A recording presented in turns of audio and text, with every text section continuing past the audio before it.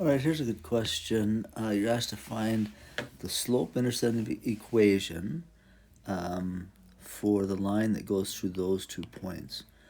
So the equation has to look like this. Okay, the first thing you need to do is find the slope.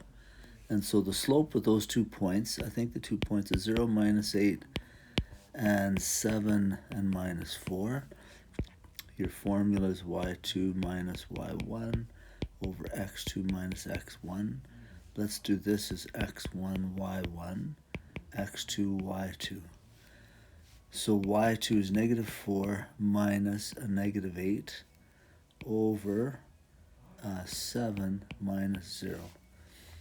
So on the top, -4 minus -8 would be 4 over 7, which is your slope. Oh, which you have right there.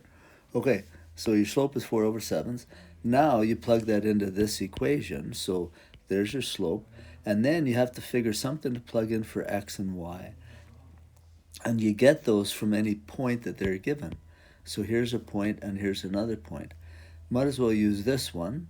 So wherever there's an x value, I'm going to plug in a 0. So wherever there's an x value, I'm going to plug in a 0.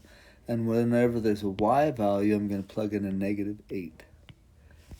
-8 right there. So -8 equals 4/7 times 0 plus b. Well, 0 times anything is 0 equals -8, and 0 plus b is just b.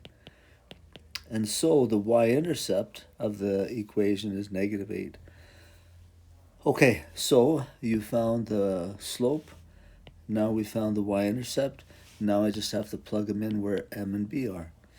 So y is equal to slope 4 over 7x, and my y-intercept is a -8, -8.